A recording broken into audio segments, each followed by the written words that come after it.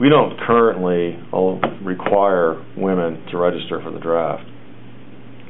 And there's a Supreme Court decision that upheld that. Yeah. Do I favor 30 years ago, before, I mean,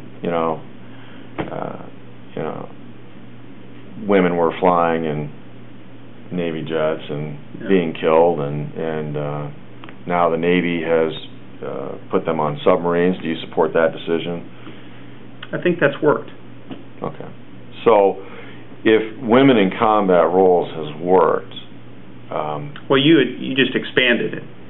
I've also heard that there have been some challenges in various combat roles, so we'll probably have to continue to look at those parameters and see what's working. So you're not in favor of an unlimited role?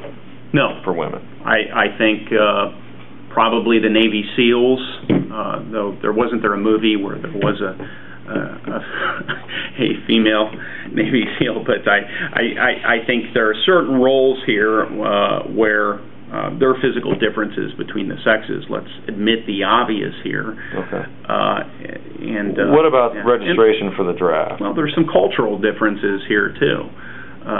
Some cultural things that we have in this country, and I don't think we have to apologize for having men sign up for the draft and not women. Not women. So you would not support, because the original, when they reactivated the draft registration under Carter, that was in the original bill, was to have women register for the draft. If we're talking about surge capacity for the military, we're talking about taking the best people at short notice for whatever kicks off. I think it's a healthy debate. But you would oppose. There's a whole manner of cultural and life sort of issues that we would have to think through before we took that step. Okay. Or would you enact young mothers? Would there be an exemption? Would this be, would they be drafted into some non-combat role, or instead would we just go ahead and throw them into the front lines as we do men? Could we draft them into a support role?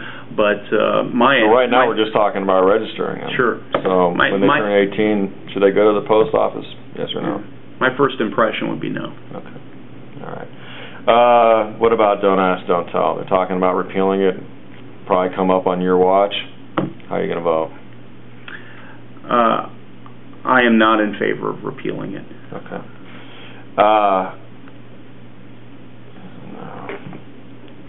Do you think constitutionally that President Obama could, by executive order, say, we're keeping them? That he could repeal don't ask, don't tell as Commander-in-Chief? Kind of along the lines of Truman desegregated the military. Congress wouldn't do it in 1948. Truman did. Yeah. Do you think the President would be within his constitutional powers as Commander-in-Chief to do it if Congress fails to act? I'd have to look at the constitutional provisions, the precedents of executive power there to provide a fair answer to that.